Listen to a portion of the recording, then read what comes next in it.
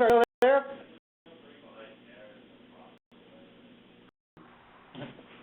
Okay, sorry. Okay. With flash flood prediction, there's a lot of challenges with it, starting with the complexity. Flood requires both a meteorologic and hydrologic components. There's limitations with understanding both the meteorology and hydrology with flash flooding. One such limitation is surface rainfall estimation. You have rain gauges, but the locations of them are very sparse over a number of areas. And go with radar satellite-based QPE. There's a lot of uncertainties within the amount, even though it's given in a deterministic platform. On the hydraulic side, there's a lot of representation and estimation of such things as like underlying hydrologic fluxes and how water is stored and run off. Of course, the resonant frequency matters with the data, and it's another challenge that we have here, that flash floods can occur quickly, even within an hour of the causative event. In this case, we'll talk about extreme rainfall. Basin scales provide sometimes the high resolution that capture such localized hydrologic events. Another thing that we have missed in our studies is that looking at flash flood metrics over the 7-year period shown here, and this is the first 7 years of storm-based warnings, is that the metrics have been rather stagnant in all aspects. And I'm looking at the flash flood events that occur over these years. On average, over almost 45% of flash flood warnings are unverified, and I think that we issue an average of over 4,000 flash flood warnings a year. That's a lot of unverified warnings, of false alarming that we do. On the flip side, when you look at the flash flood events themselves, approximately 13% of flash floods go unwarned, and another 30% on top of that are partially warned, because, as you know, flash floods are not a point but an actual area. Now, for surface offices, one of the biggest aspects of flash flood decision making is using flash flood guidance. And flash guidance is defined as the amount of rainfall needed over time to produce bankful conditions on small streams.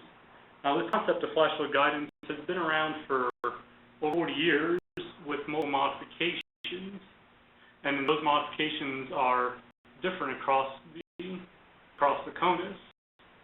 Now, done by Clark et al. In 2014, assessed the skill of flash flood guidance when compared to local storm reports from storm data and from USGS gauges, and the success index on average is approximately 0.2. So then this is where the flash comes in. Flash is for flooded locations and simulated hydrographs. It is written by Gurley et al. As the first distributed hydrologic modeling framework to operate flash flood scale. This runs in real time across CONUS. This is one of the Sandy supplemental projects.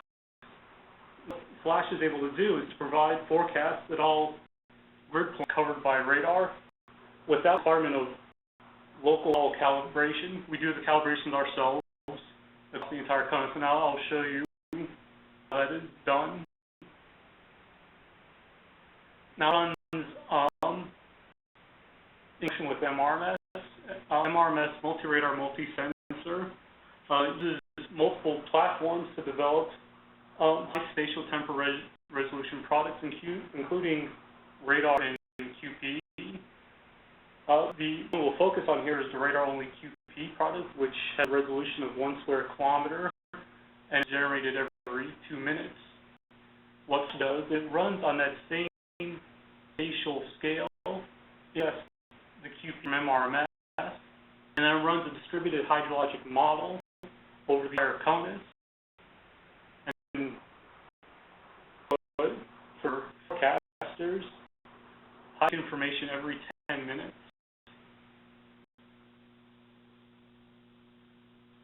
The flash file for the hydro model uses CREST, the coupled routing and excess storage model, and that is based on the Ensemble framework for flash flood forecasting, or EF5. A pretty complex model, but in the grand scheme of things, it's not as complex as hydrologic models because it has to run in real time, and it's the entire country on a 1 kilometer resolution every 10 minutes. A lot of the model is based on physical parameters and combinations such as mass balance and kinetic wave routing, but also some simplification. For example, for evapotranspiration, it uses monthly climatologies in order to calculate that within the model parameters. Now, allow it to get the CREST hydrologic model to work over the entire conus. It takes predicted model inputs, such as impervious areas, water capacity, soil properties, hydrologic conductivity, etc. And the model is calibrated to a series of USGS stream points over a multi-year period. You can take how parameters perform at each USGS grid cell, and then interpolate that to all the non-aged grid cells. And in the studies done by Gurley et al., the correlations are relatively high for the unit peak discharge, with a peak time error of plus or minus 2 hours. So the peak that you see within the state graph and flash is usually within 2 hours of each other. The important thing to note is that when comparing it again to loan reports and to USGS stream gauges, the critical success index is really double that of flash flood guidance. It is far from perfect, but the study has shown that it could be in detecting flash flood events. So you step through some of the products that are available within the flash suite. The prominent one is the CREST logic modeling, and what you see here is the CREST stream flow. So it simulates the surface water flow for every grid cell, and in this case, it shows the maximum value at each grid cell between 30 minutes prior to 12 hours forward from the valid time. So it's taking the MRMS QPE at the valid time and running it through the model, routing the water, and determining what the maximum value is at each one. Like I said, same spatial scale as MRMS at 1 square kilometers, has a spatial resolution of 10 minutes. This image here, you can see that the areas highlighted in yellow and orange show where the overland flow is, but you can see all the individual creeks and streams up to the main stem rivers. If I were to loop this, you could see changes in it, but the question is, what does that really mean in terms of how creeks are responding and how potentially anomalous it might be? So it's called unit stream flow. So it's the same concept, but then all the rivers and the basins are normalized by the basin area. On the, again, same scale for maximum values. You notice in the units, it's cubic meters per second per square kilometers, and in AWIP, it will be shown in English units, it will be cubic feet per second per square mile. What here is that you can see the areas where the main flow is highlighting what the flash flow might be, and then the shades of blue or green where it might be more extreme overland flows occurring. Also note here with some of these rivers and creeks that are extending outward from this, where the riverbeds themselves might be anomalous. Two other products that are available, again, what used to is seeing the ratio of the QPE with respect to flash flood guidance. This is a mosaic of all the flash flood guidances from the RFCs provided by the Weather Prediction Center, which is provided at 1, 3, 6-hour intervals, and also a maximum value between analysis times. And this is updated with the QPE, so this one will update every 2 minutes. Same for the recurrent intervals, generated using various volumes of no Atlas 14. Some areas do not have no Atlas 14. Those areas are generated within our product suite using a linear statistical model data using no Atlas 14 plus mean annual precipitation, temperature, BOGM, etc., in order to get a similar feel for areas like Texas and the West. Precipitable water products, they're generated using the jobs. They're also generated using a model field. So here we can generate gridded PW values across the CONUS. Also, there are anomalies. Also, spatial scale again for the temp resolution. The observations come in every 12 hours with the things, and then every hour with the RAT model. So with this product suite, it is evaluated within the HMT-Hydro experiment. Flash was actually initially evaluated within the flash flood and intense rainfall experiment hosted at WPC, was then broken out within this HMT experiment. And this experiment is created to allow optimal forecasters to assess all these emerging products and techniques, hopefully improve the prediction and warning of flash flooding. You hear all the goals listed for the HMT-Hydro experiment, and I won't go through every one of them,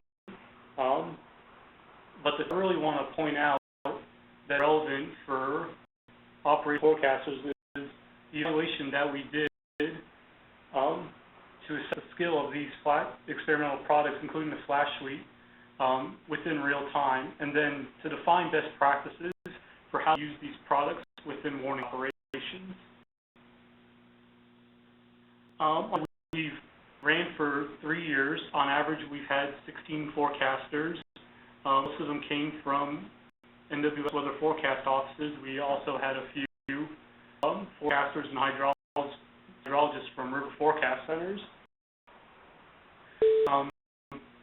Focus on these experiments is that we operated in real time, and the following day we would come back and evaluate flood events and evaluate the watches and warnings that were issued by forecasters. As you notice within the numbers that we focused on for this year, it was you run in real time, you're at the disposal of the weather. So we've had some really lean days. But important to note that we had 3 really significant events during our real-time operations, and those being the Charleston, West Virginia event, which you'll see later on in this presentation.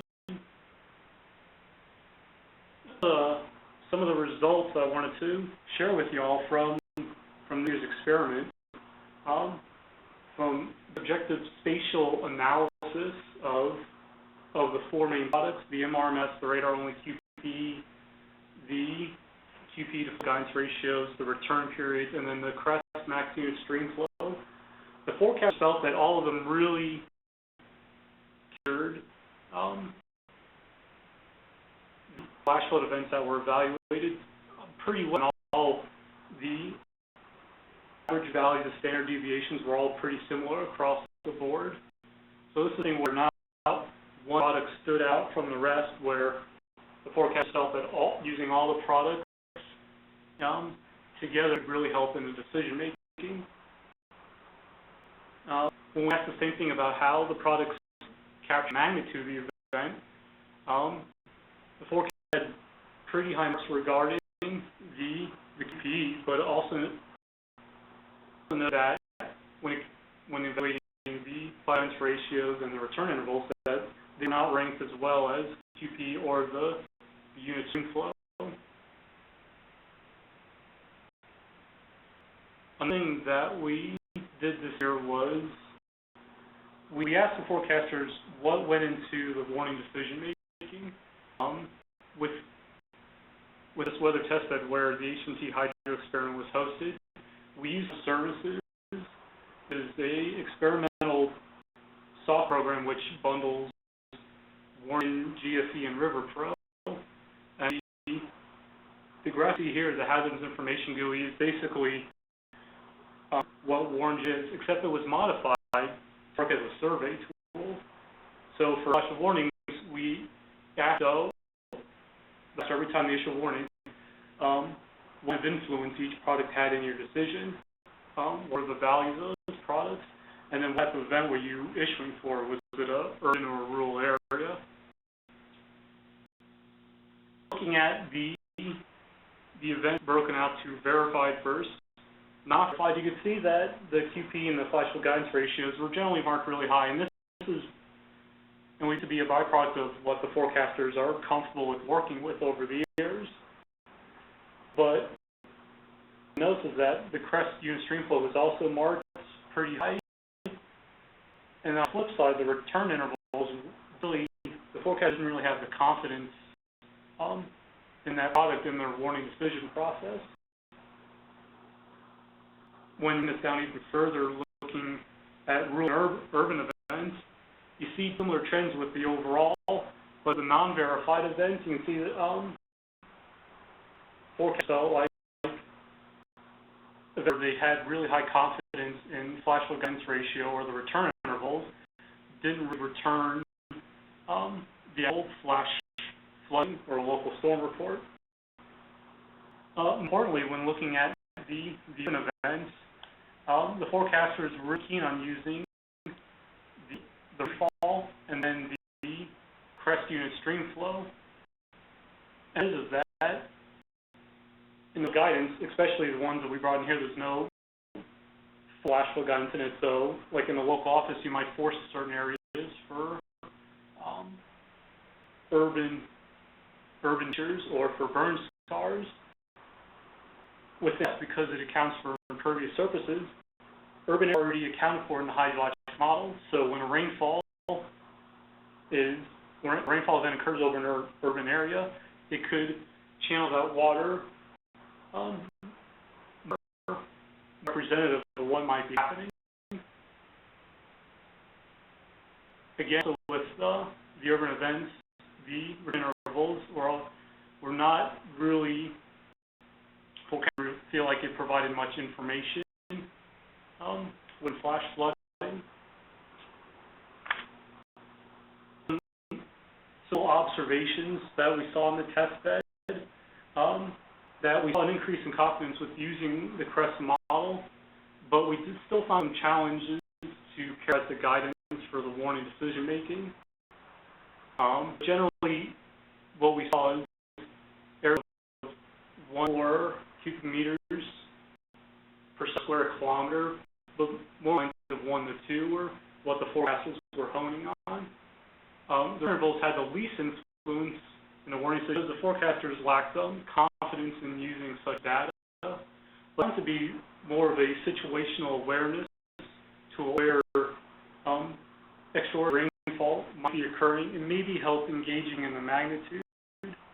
Part of the reasons why forecasters lack confidence in ARIs is that providing a single deterministic value in the 90% confidence, there's a leeway in there, which I won't go into, but if you look at a specific value, say maybe it's a 25-year event, looking at the confidence ranges, it could also be a 5-year event or a 100-year event. Other things for our analysis showed that for events it showed increased lead time. Our average lead time was 6 minutes more than the operational products. For some events, the lead time was increased by over 40 minutes. And then some events where we also reduced the false alarm area, meaning we reduced the warning size. There were 3 warnings that reduced the warning size by over 1,000 square kilometers. So, with the time I have left, I'm going to go through a few examples of what AMS and flash would look like in various flash flood situations. So I'm going to start here with a minor event, starting with the rate only MRMS QPE, which is what's driven with the model. We had of 3+ inches of rain. This is generally 3 to 3.5 inches of rain over a 3-hour period. The flash flood ratio, when you see the yellow, means it's at or above 100% of the flood guidance value provided by the RFCs. The rules here, when you see the red values is over a 10-year value, so like a once in 10-year event. But with the unit stream flow, there you see the yellow and the red, so it's 1 to 2 years per second per square kilometers, highlighting a continuous areas of we'll say endless values over that region, and using all that in conjunction, we had minor flash flood reports of roads, water, ditches being full. So using conjunction would have provided a flash flood warning. Now to look at a major flash flood event, rainfall, flash guidance, and return intervals, it stands out, and this is the first part of the West Virginia event, looking in, I believe this is Greenbrier County, where White Sulphur Springs was, where they had 15 casualties. You can see the actual guidance ratios were exceeding 300%. The intervals were off the charts. For ours, so we only computed up to 200-year return period.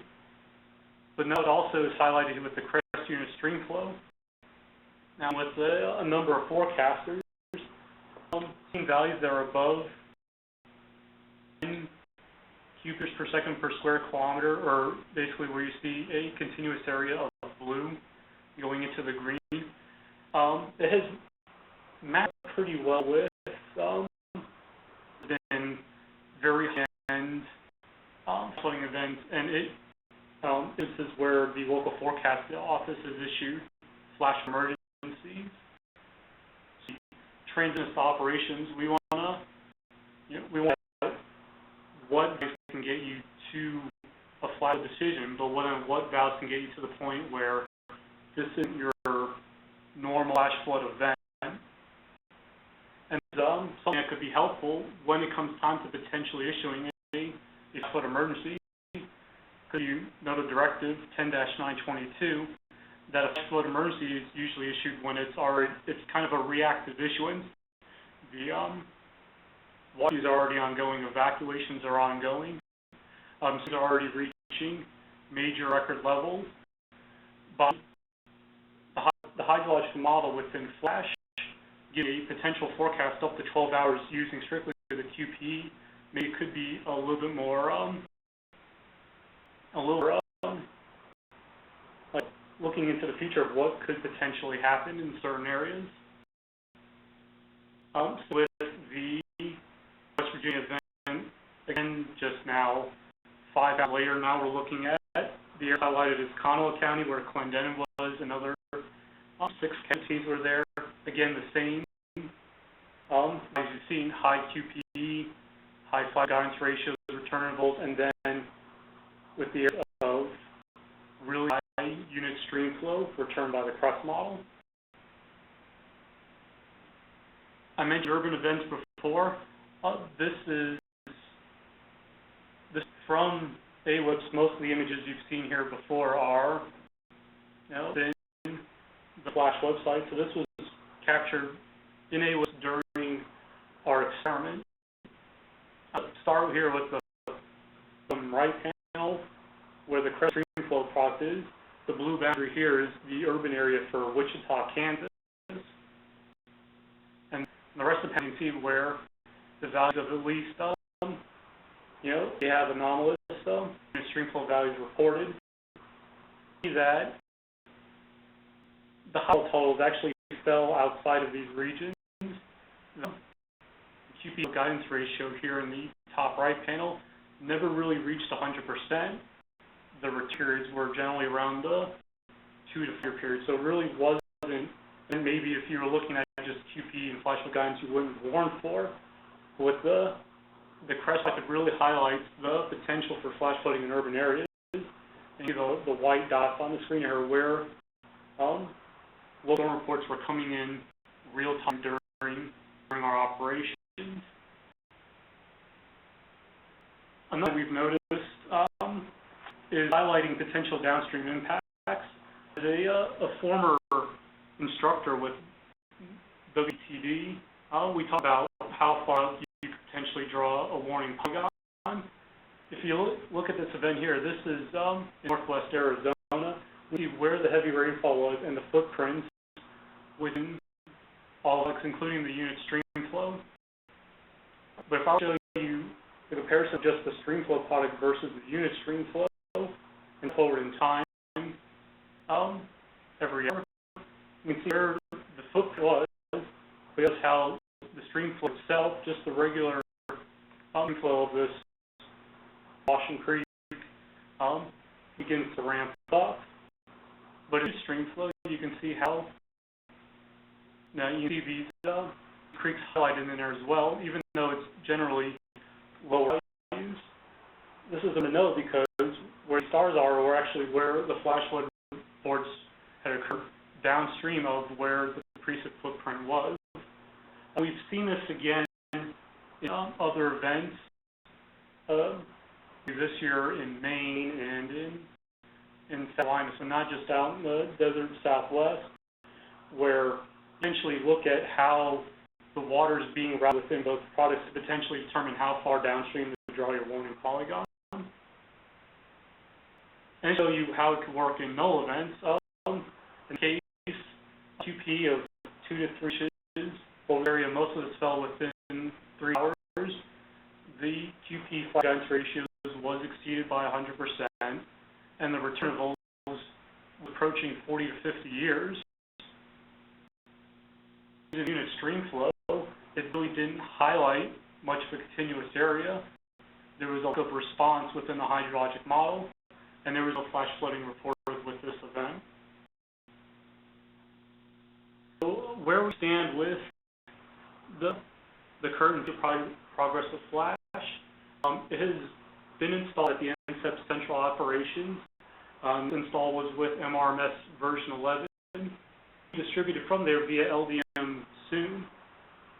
We're also working on a concept of operations plan, and we'll be working with researchers, trainers, and a number of folks within the National Weather Service to how will this be used within flood operations.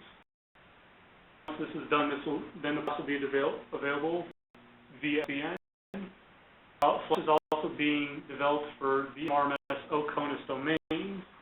The domains outside of the contiguous United States. The first ones that will be coming online soon will be Hawaii and the Caribbean. And in the future, we're looking at the development of probabilistic flash output, hydrologic, modeling probabilistic QPEs, using probabilistic QPS with the War on Forecast group to develop flash flood probabilities in support of the facets and feed concepts. So here's our contact information. I also listed J.J. Gurley. He's the project lead and the P for the HMT-Hydro experiment. So thank you very much.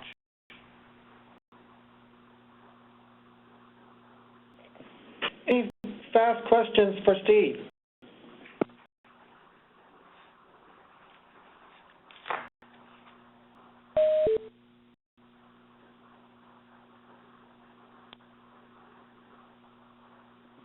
Hey, thank you, Steve. Thank you. Okay, give me a moment to get ready for the next presentation. Don, are you on? Yes, I am. From Offutt Air Force Base. Can you hear me? I can hear you loud and clear. Give me a moment to get your presentation ready. It won't take too long, and we'll go. Okay, let me know, and I will parallel fly with you. Okay, you by chance still cannot see the screen? Is I cannot. I am completely in the blind. However, I have my slideshow presentation in my Okay. hopefully here, and I will just say next slide or slide 1 or 2 or whatever, and hopefully we can fly together like that. Okay. So I'm going to be flying the slides. Yeah, it'll be. Okay. I get them on the screen here.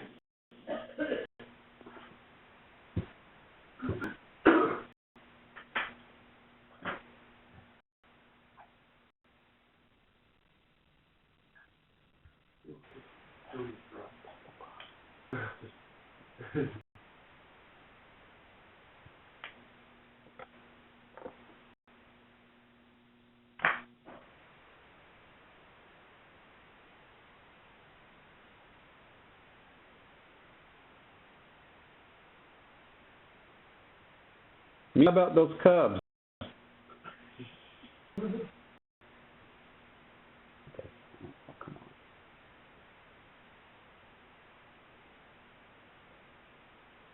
Tough crowd.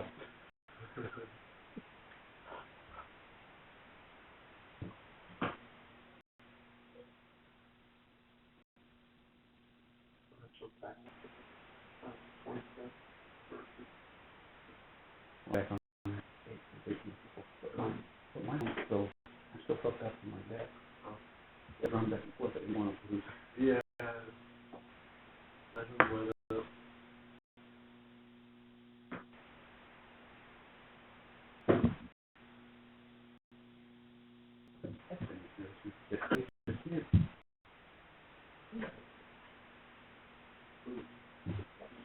Can anyone see the area radiation from cosmic rays?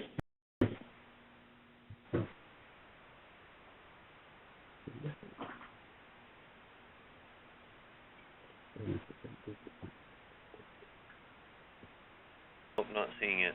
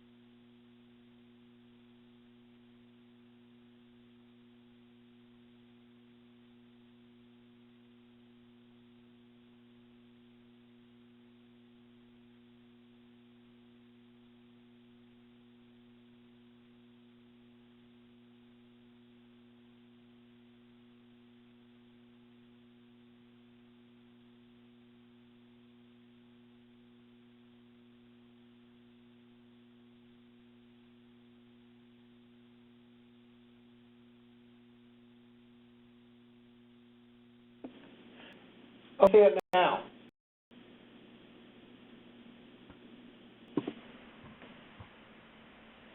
All I see is your whiteboard. Okay.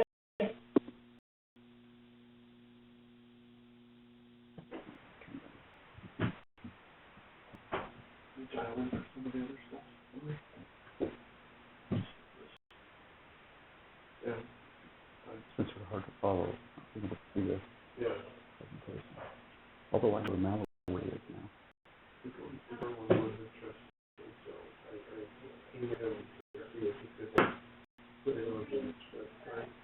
For the presentation.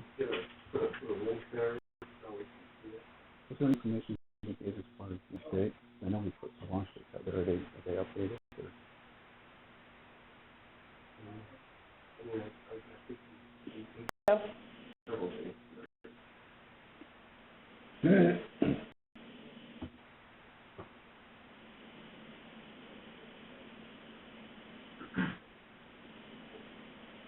Paul, I see the presenter view. Okay, so we're looking good? The presenter view, not the actual presentation.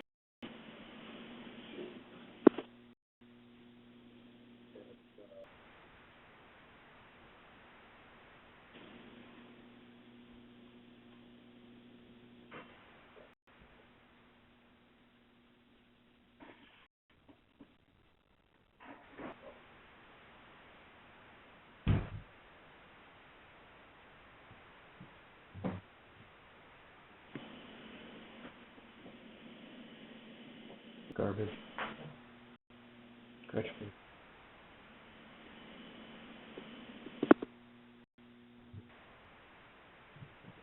Come on. Enough there, Tricia, think? That'll work. I'll just do it that way. So, just, Don, it's yours. So you're flying for me, and I guess we're on slide 1. I'm Don Harper. I work at the 16th Weather Squadron here at the 557th Weather Wing at Offutt Air Force Base, just south of Omaha, Nebraska. I put 20 years in the military as a meteorologist and an astrophysicist, and retired in 2009, and have since been working here as a civilian doing scientific and training and consulting work on space weather. To do this, I guess this is something a bit different, but as I look at some of our operations, that our customers sort of want a geophysical view of everything from weather to volcanoes to space weather. And so this is what I'm going to talk about today. I'm going to talk about air radiation from cosmic rays. And then on the first slide, I just have what I'm going to go over. I have 20 slides, and I'm going to sort of try to go through them fairly quickly. If you go to the next slide, slide 2, a couple pictures showing a couple types of radiation that affects our bodies. One is electromagnetic radiation, which includes the short side of the spectrum, X-rays, gamma rays, ultraviolet radiation. And also on the right, we have particle radiation, which includes relativistic electrons, protons, and neutrons, and other subatomic particles. Next slide, slide 3, this shows the electromagnetic spectrum and the range of wavelengths and frequencies that we're looking at. As far as radiation that affects us, we're looking at radiation that ionizes atoms. That's basically from gamma rays all the way up to ultraviolet radiation. It shows the wide range of particle energies that we run into. On the left-hand side, we have energy in electron volts of particles, and if you look at the very bottom, you'll see some of the writing in blue. It takes the energy per particle for various things that we're familiar with here on Earth, everything from room temperature atoms to lean volts, electrons. As you can see down here in the terrestrial side of things, particle energies are fairly low. A lightning electron is about 5 electron volts.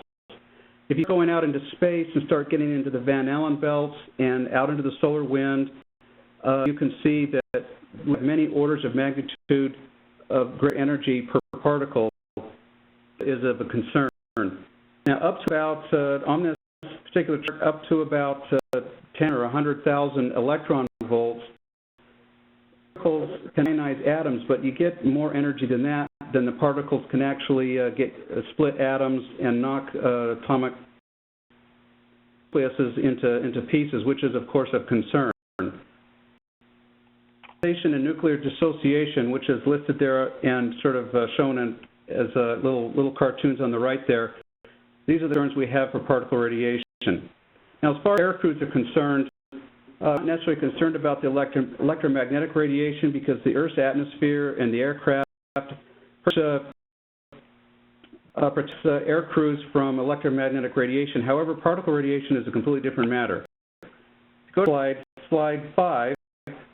I have a human there with the DNA molecule highlighted. This is the instructions for our body. When we start messing with those instructions, we, of course, have some problems. And whenever I talk about radiation, I always have to be careful. There's 2 types of radiation. problems. We can have long-term, we can have short-term. Listed on the right-hand side, I have the short-term high-level exposure. This is the one that usually freaks people out in the public side. This is associated with atomic bombs and nuclear power plants that have failed and whatnot. But we're not going to talk about that. We're going to talk about the low-level, long-term exposure associated with cosmic rays. Next slide, number 6, about the unit we use to measure radiation. Now, the absorbed dose is the total amount of energy that is deposited in a material, and we measure that with the unit, National System of Units called the gray. The old unit we used to be called the rad, but I know NIST is, just when we moved to the gray, is absorbed dose. Down at the bottom of that slide, slide 6, active dose is actually that portion of absorbed dose that is biologically impacts us. Some of the radiation that we absorb doesn't impact us, but if dose is that portion that does affect us, and that unit is, or that quantity is measured in the unit of sieverts. The old-fashioned unit was the REM, or the Röntgen equivalent man, which is no longer used. However, the Air Force does use that in several products. And, there on the chart there, I just have some conversions between those. So we're going to be talking about sieverts as the unit of dose, of effective dose. Okay, the next slide, slide 7. I like this picture in my training just to show people that they are getting on a daily basis.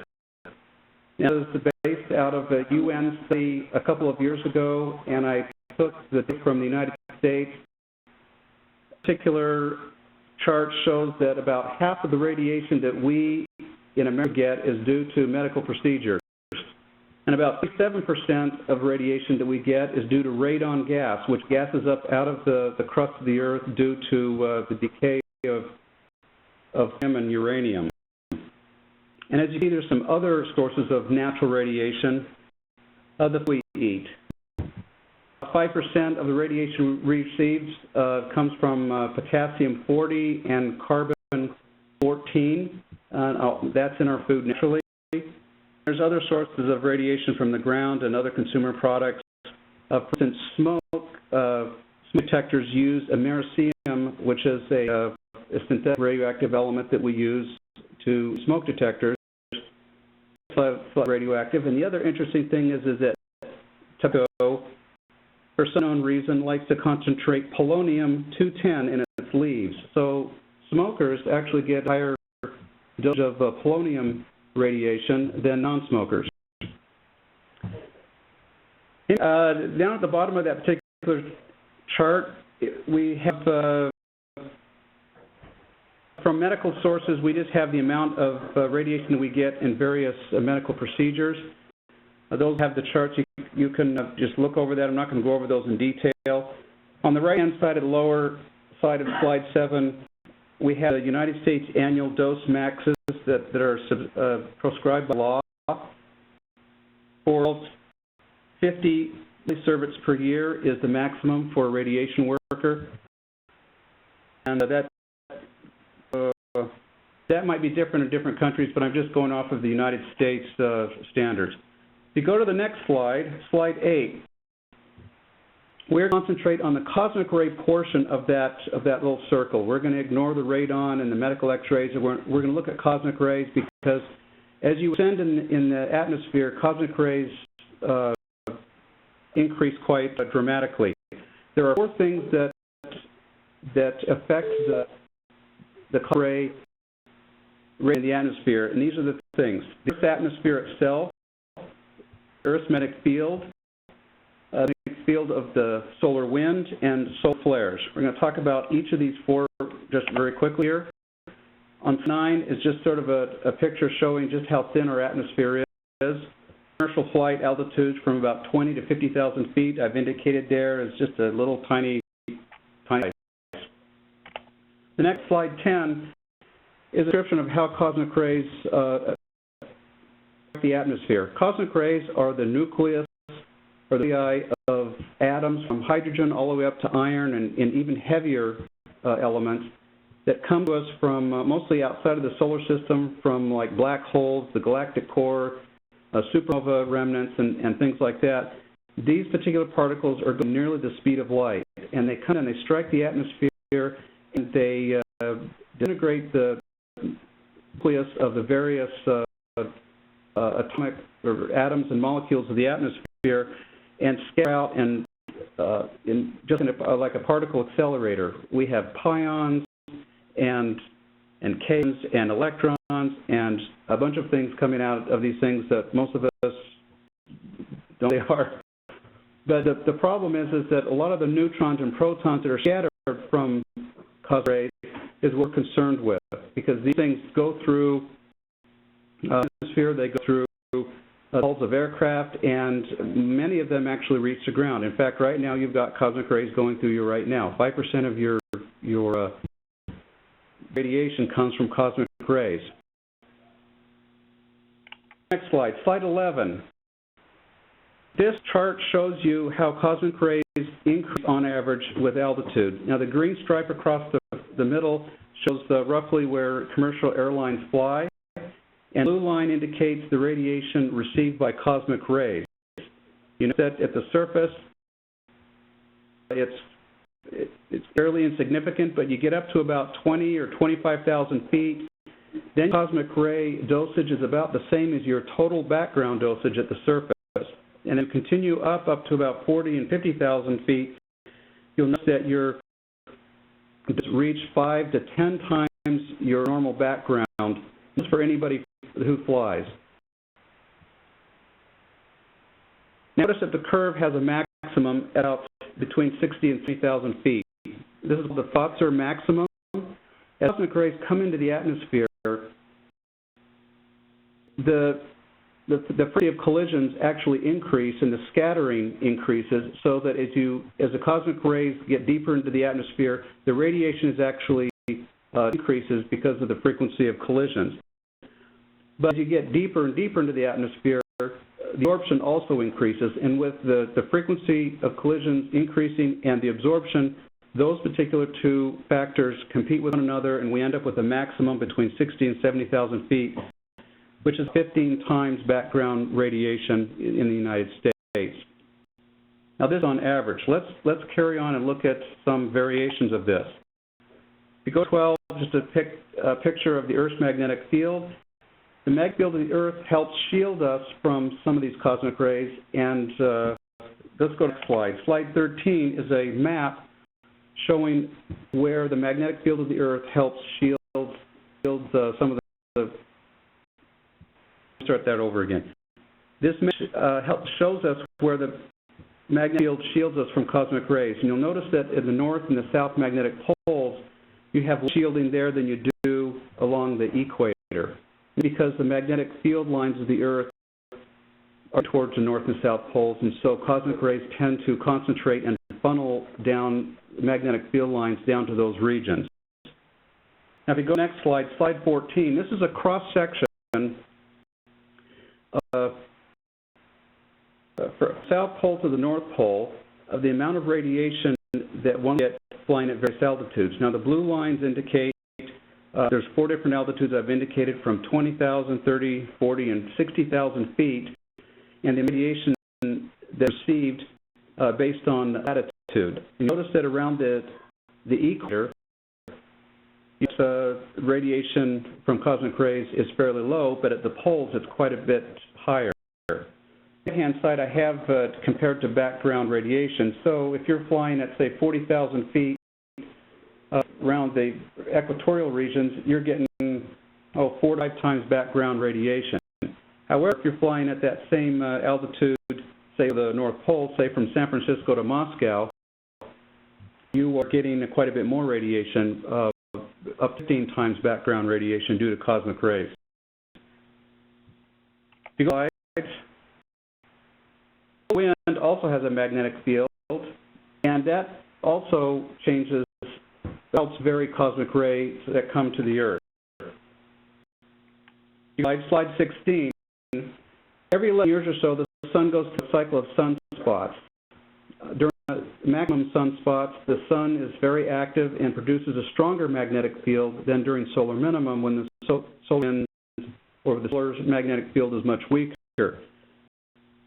This field of the sun actually deflects cosmic rays away from the inner solar system and away from the Earth. And here I have a picture on slide 16 showing the sunspot number, which gives us an indication of the activity of the sun and thus the strength of its magnetic field. If you go to the next slide, slide 17, there's two charts showing the anti-correlation between sunspot number and cosmic rays that are measured here at the Earth. As you see, there's an obvious anti-correlation. During solar minimum and solar maximum, we have a decrease or an increase of cosmic rays that get into the inner solar system about 20%. Page 18, in the slides I can show what the solar cycle, how that affects cosmic radiation at various latitudes. This particular slide, slide 18, is in the equatorial regions of the Earth.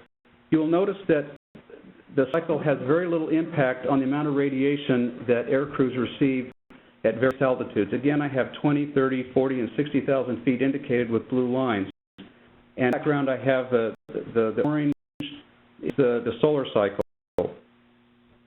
Now, next slide, slide 19, shows us the same graph, but instead of flying at equatorial latitudes, we are now flying, say, over the North Pole. And this gives us an indication of what type of radiation that air crews are getting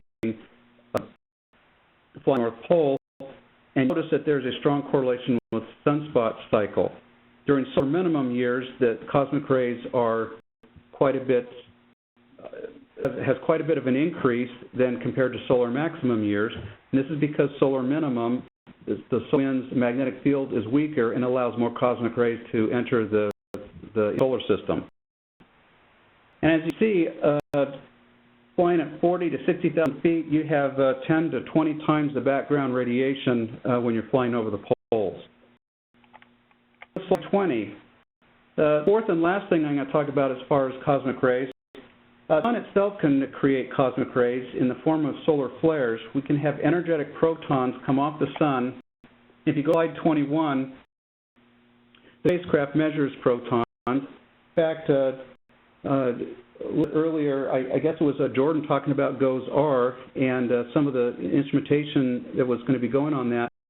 Instrumentation I'm particularly interested in, of course, is the Space Weather Suite that's going on GOES-R, and that particular satellite measures energetic protons and can measure what the sun spits out when it flares. This particular chart on slide 21 shows us a Halloween storm of 2003, if anybody's aware of that. We had a major solar flare and major geomagnetic storming, lots of really cool aurora, and we had some serious protons running around out in our satellites messing things up. In this graph, the chart there shows the energy of electrons and what their flux was. If you go to the next slide, slide 22, it's the same chart I showed you at the beginning of the background radiation due to cosmic rays. However, during the solar flare, that background increases significantly. You'll note that the dashed line and that solid line is the cosmic radiation from the sun that we get based on latitude. The red line is the radiation we get when we're 5 degrees north, which is here in the United States. You'll notice that the surface that doubles our exposure, but as you go aloft, it's a little bit more. But the thing to notice here is that when you're at high latitudes, say at 65 degrees north, that whole dashed line indicates that the amount of radiation that we're getting is quite significantly higher than you'd normally be getting. And here at the surface, we're talking 2 to 3 times amount of background, and then you get up to a flight elevation up to 40,000 feet. You go to 15, 20, and maybe even up to 50 times background radiation during a proton event when the sun has a flare. Now, this is latitude dependent. If you're at low latitudes, this is not much of a problem, but the pole flights, there is a problem. Slide 23, just sort of revisiting the background radiation, and then on the right I have cases of flight, flying at 55 degrees north and 65 degrees north, different conditions, and then flying at 30,000 and 40,000 feet. I just have some numbers there. I'm not going to really go over them in detail right now. But as you see that the higher you go up and the further north you go, the more radiation that an air crew receives. And the box down there, I have 65 north during a proton event.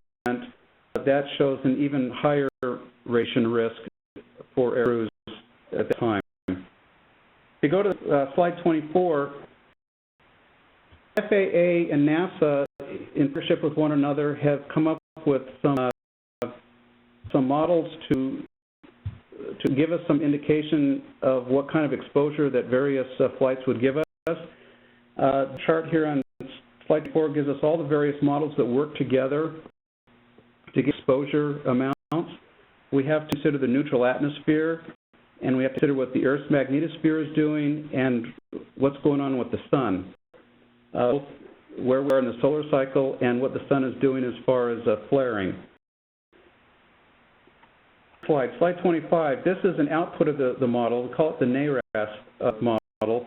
It gives us the amount of radiation that we expect. And this particular run gives us a dose at 36,000 feet up on the 28th of October, 2003, before and after that particular proton event that I talked about earlier. You'll notice that there's significant radiation exposure at northern latitudes during that particular event. Slide 26, type of information that goes into this model. We put in date, time, environmental data, and flight profiles. We put that into the NARAS model, and it outputs what our cumulative dosage will be for that particular flight. Go to slide 27. These are some of the results that we can get from various different flights. Now, I just took this out of a paper that was introducing NARAS, and as you can see, we've got a bunch of different flights listed there. And in red on the right, I have those flights that cross the poles. And as you can see, the radiation received to the air crews on polar routes is significantly higher than other routes. And where I have a thing that tells you what the background radiation is, so you can compare that. Slide 28 is basically a summary of everything. Just wanted everybody for indulging in this. That's all I have. Are there any questions? Questions for Don?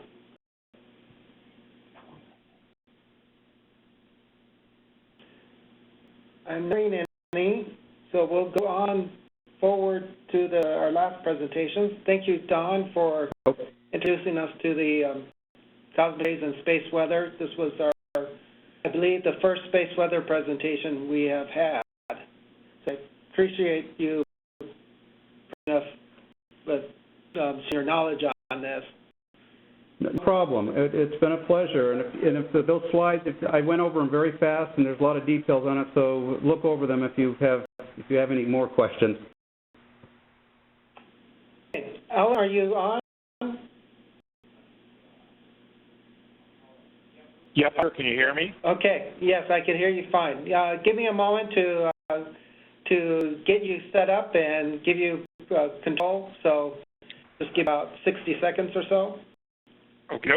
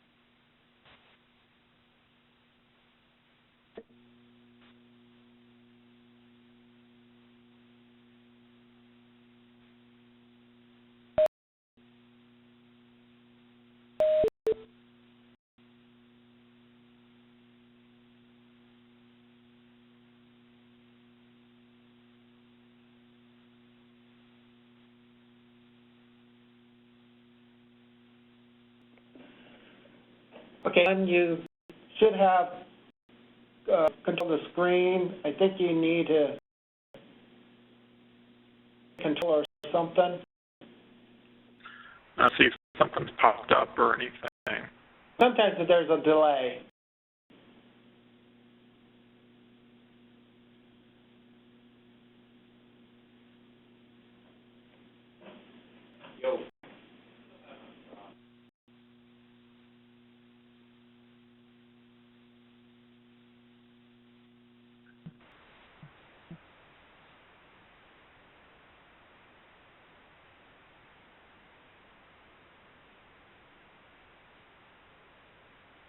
Okay, sharing my screen. Can you all see it?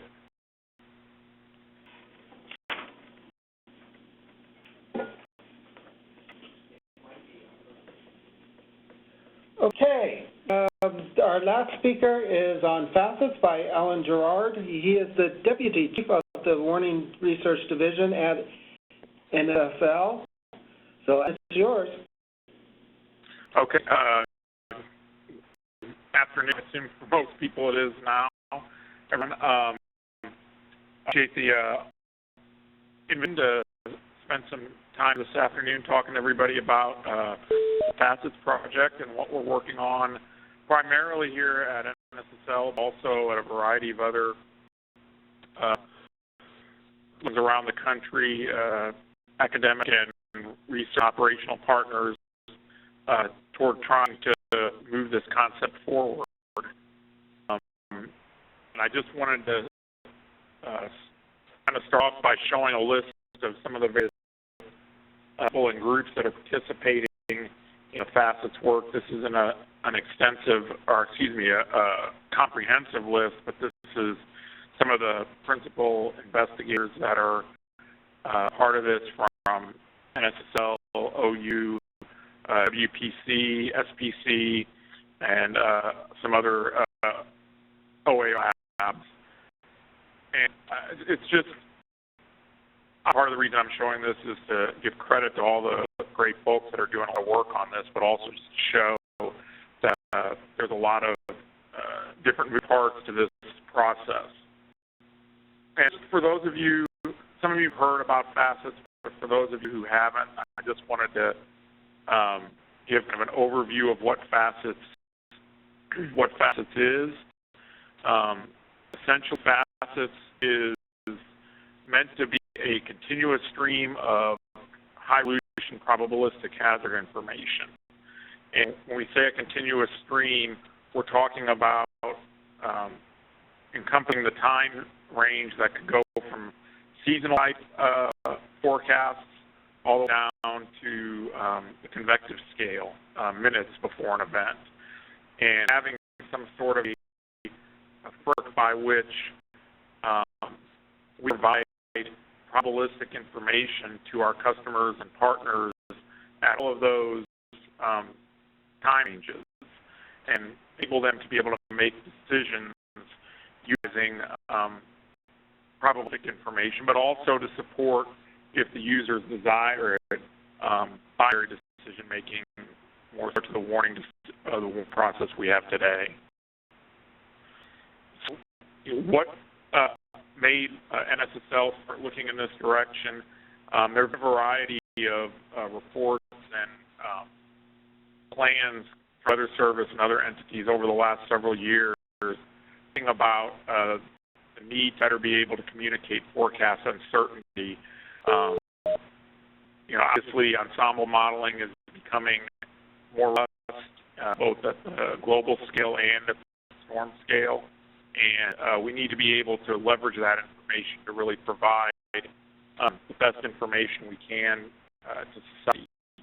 And another key aspect of Facets is to link social and physical sciences. I'll talk a little bit more about that, and obviously that's another need that's been stated by NWS in their strategic plan and other enterprise reports. So what Facets is it's really meant to be a framework to provide a transition from the current binary teletype warning watch paradigm to one where the basis is the probabilistic hazard information. That's meant to be the foundation of it, but then you work these other facets, which play a key role in the full warning and response.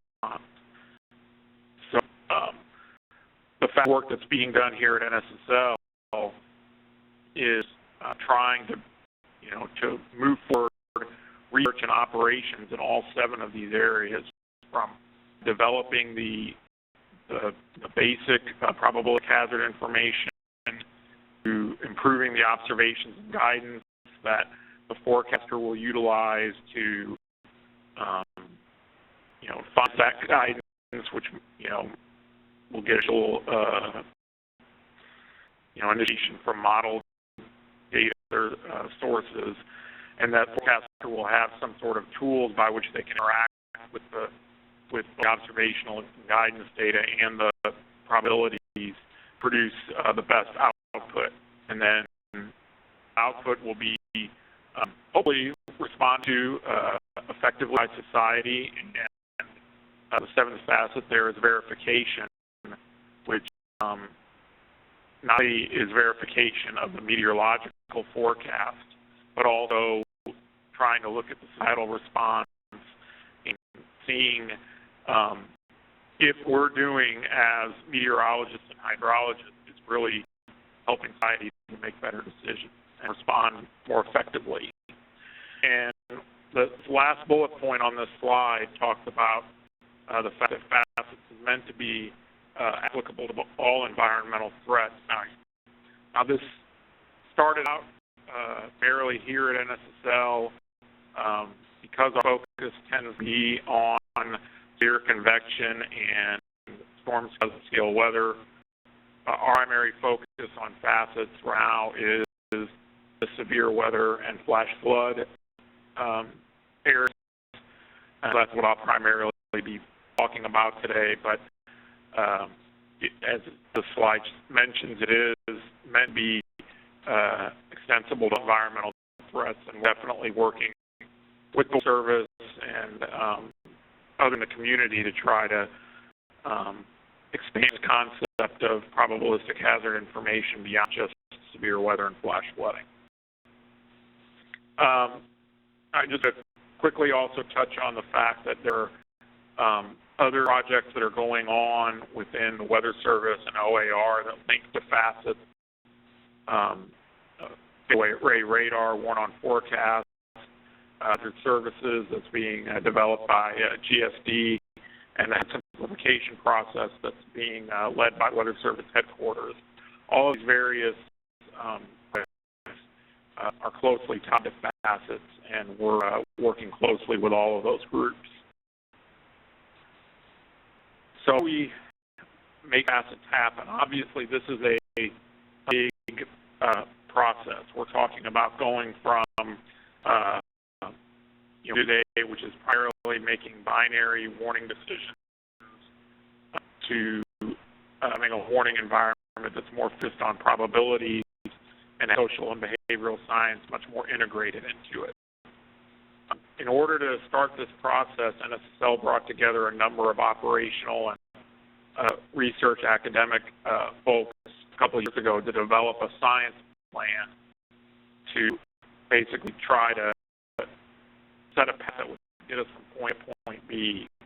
Identified 46 different projects that would be needed to get the end game of having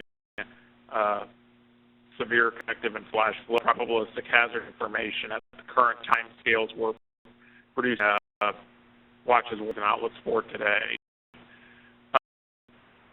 In order to get that process going, NSL worked with these other partners to develop a proposal for a 3-year funding stream. The project is titled Probability of What, and I'll talk a little bit more about why that's the title. We're able to obtain 3 years of funding for 11 multidisciplinary subprojects, and the goals of this probability what project are to accelerate transition of probabilistic hazard information to operations in the national centers, FC and WPC, by 2018, and groundwork that would set the stage for the Weather Service to be able to move the conjunctive warning process toward more of a facets time in the early 2020s if the Weather Service determines they want to continue to move down this path. These are 11 sub-projects that have been identified. I'm not going to go through each one, but maybe we have 4 sub-projects that are focused on how to best define and produce probabilistic hazard guidance for the forecaster. And then we have 5 sub-projects that are focused on the forecaster, interfacing with that guidance, advising it to develop products and services for customers and to verify that information. And then there are 2 social science focused projects looking at user response to probabilistic hazard information. And several other projects also have some social science aspects, but those 2 are pretty much completely social science. The others are more of a physical social science combination. So I promised when I went over the slide a few minutes ago that I would explain why this project is called Probability of What. Basically, the questions that we have here are how can we make long-term probabilities of a convective event, whether you're talking about a severe convective phenomenon like hail or wind or tornado or a flash flood. How do you take long-term probabilities of an event like that at that small time and space scale and take it down into like the warning time frame and do it in a consistent manner? You don't want probabilities to bounce around. And obviously, as an event approaches from, say, 8 days out to 4 days, 2 days out, there's going to be some adjustment to the probabilities, but you don't want them bouncing around a lot just because the event is getting closer in time. And you don't want probability to drop as the perceived threat increases. If you're on too narrow of a space scale, the warning space, even if tornado is within several miles of you, the actual probability of that event occurring at your spot may still be relatively low. And we don't want to have the situation where the numerical probabilities are dropping as the perceived threat increases. And I said that the last point. Working on this project, this is the sub-project of the larger effort. Harold Brooks, who many of you are probably familiar with his work, and one of his graduate students are working on trying to establish conditions for various events and the probabilities that we want to utilize to forecast them, to define them in a way that will allow smooth transitions between these various time and spatial scales. So, preliminary work that Harold and Kenzie have done has shown that SPC, as an initial part of this effort, be focusing on looking at break their outlooks up into 4-hour blocks. And the reason for that 4-hour time frame is that Kenzie's preliminary work is showing that the overwhelming majority of convective events on any given day are encompassed within a 4-hour time window. Now, obviously, we don't always know when exactly that 4-hour time window is going to be, but it seems to be a good starting point for SPC to start looking at how to starting down their outlooks from the 24-hour outlooks that they produce today down into a smaller time scale. So this past year in the hazardous weather test bed, SPC began generating 4-hour calibrated probabilistic guidance. from some of the ensemble models, the SREF and the SSEO, and started examining them and utilizing them in the spring fork experiment that's done out here at lab in April. They got positive feedback from the forecasters that participated in the spring forecasting experiment, and based on that, they went ahead and started making these available routinely in SPC operations for the forecasters to utilize and test their value on a day-by-day basis. Another big effort that's going on in the test bed with regard to the FACETS project is the prototype experiment. And basically what this is getting in forecasters to utilize a web-based tool that one of our researchers here, Chris Carson, developed, which enables forecasters to generate probabilistic hazard information at the warning scale. The forecast, we brought in 3 forecasters each week of the experiment. It was a 3-week experiment from all the country, all 4 regions, CONUS regions, and basically worked display time events and actual weather events that were ongoing during the weeks of the experiment to generate at the warning scale. And then we had not only human factor experts evaluated how the forecasters were able to analyze and produce the fee. We also had emergency managers and broadcast meteorologists out of the experiment. They used the probabilistic hazard information to do mock operations and to make decisions.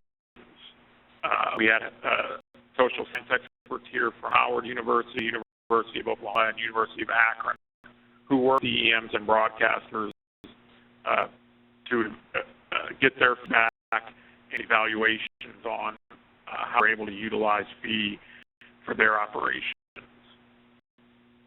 Preliminary results from this past year, all the users, the EMs and the broadcasters really liked the plume sort of this like you see there on this. I'm on slide 14 now.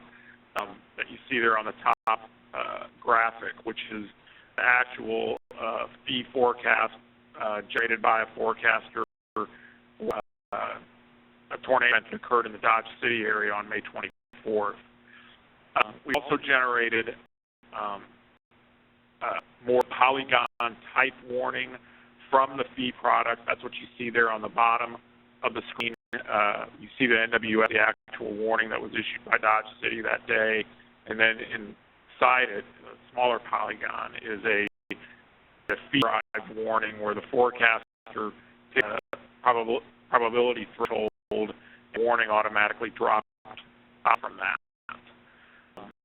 As you get a much more focused warning, which is obviously, from the user's perspective, is desirable if it's accurate, but obviously it requires more updating, more feeding, for lack of a better phrase, and because of that, we do need some algorithm support to enable the forecasters to be able to really generate products and make adjustments quickly.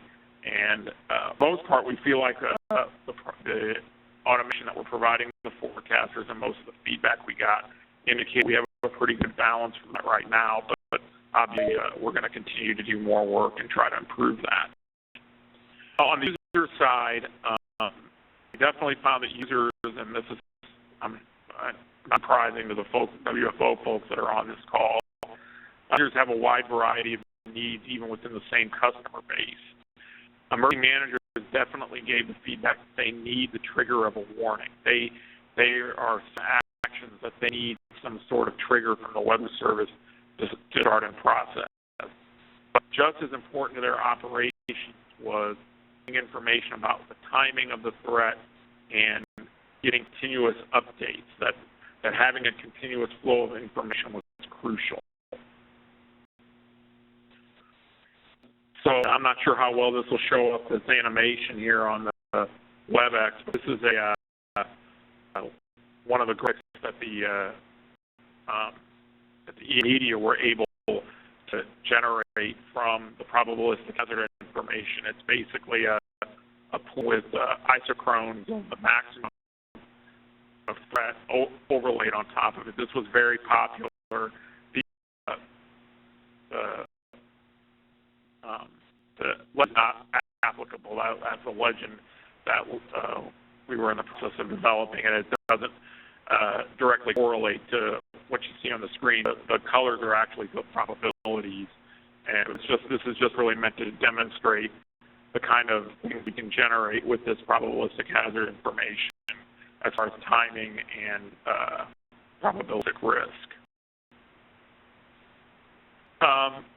Another thing I wanted to mention, particularly since I know we have folks from all over the web service on here, is that we don't test Southern Plains supercells.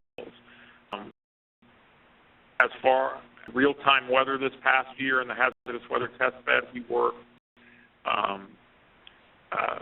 produced feed for convex cells associated with Tropical Storm Colin when it was making landfall over Florida.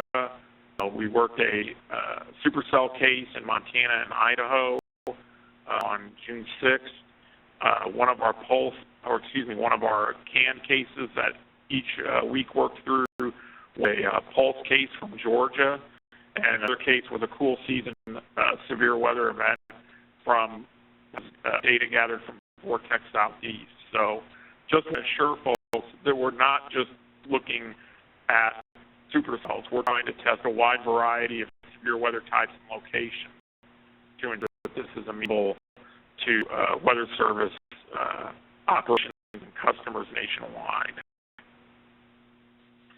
One more result from the forecaster perspective is we found that forecasters, and this is primarily because it's not something we've really ever done, they do have some difficulty getting used to the probabilistic forecast at the warning scales.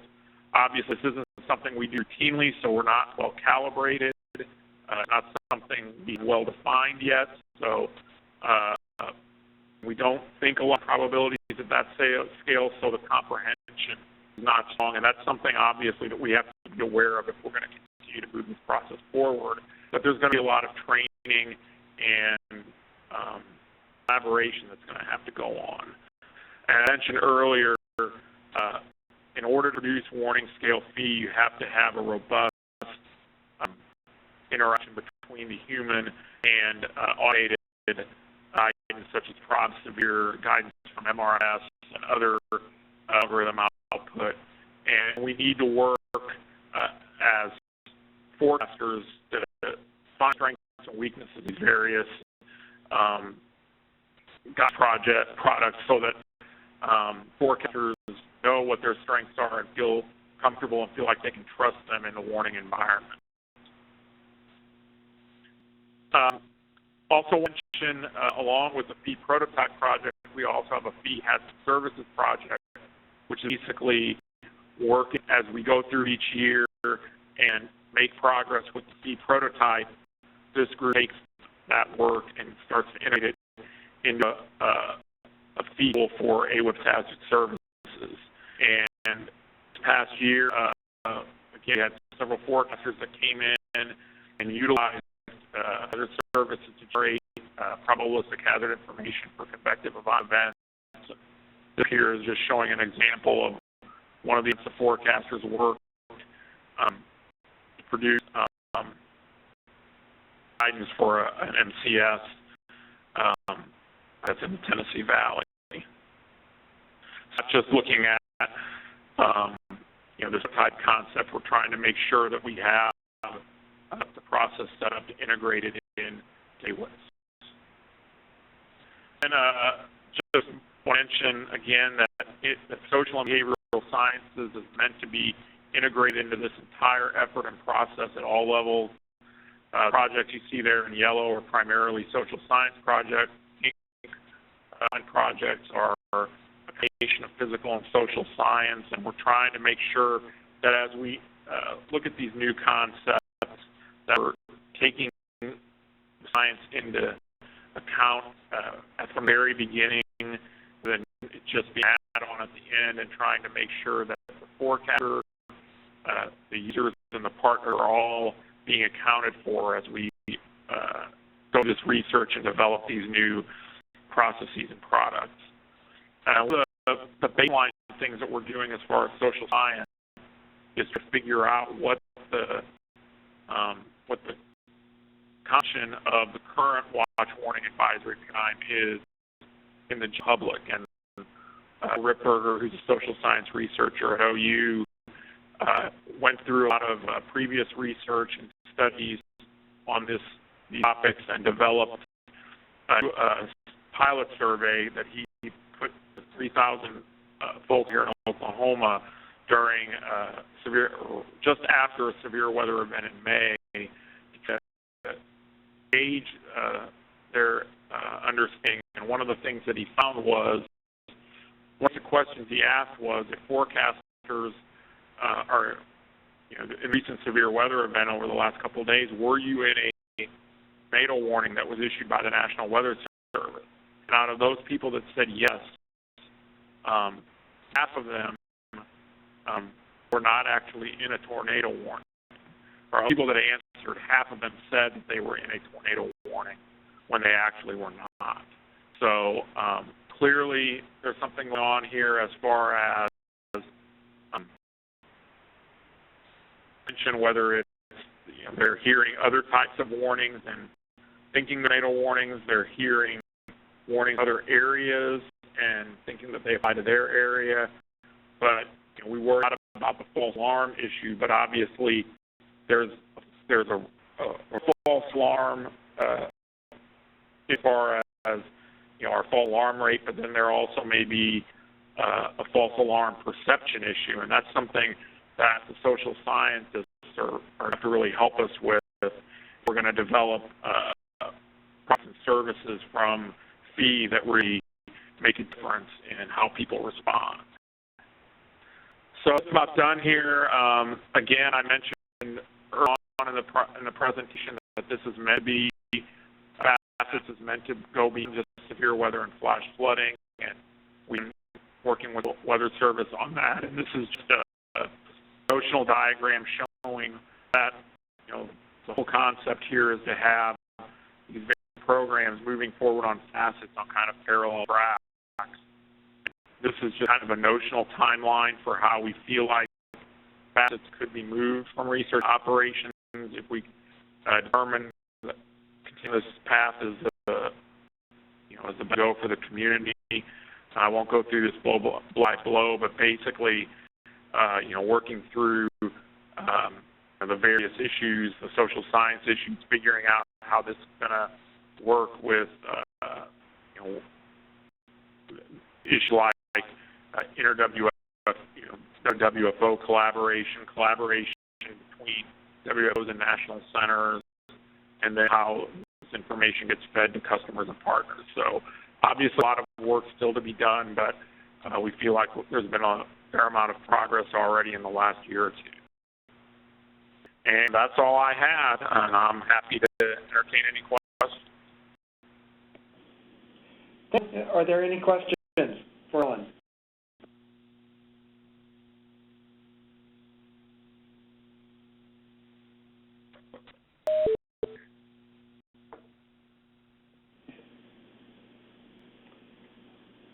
Going once, twice.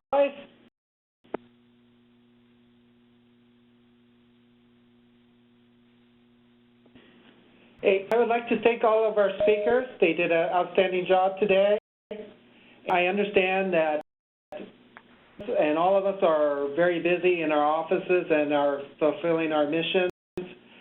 I know I had 7 presentations, and mostly people were coming in and out during this time. But I thank you for your participation and joining the successful, and I hope we do it again next year.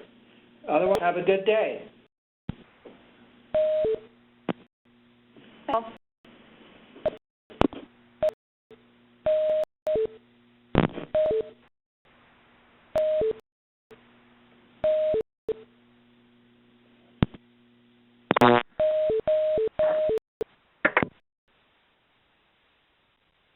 The lead is disconnected. This call will now end.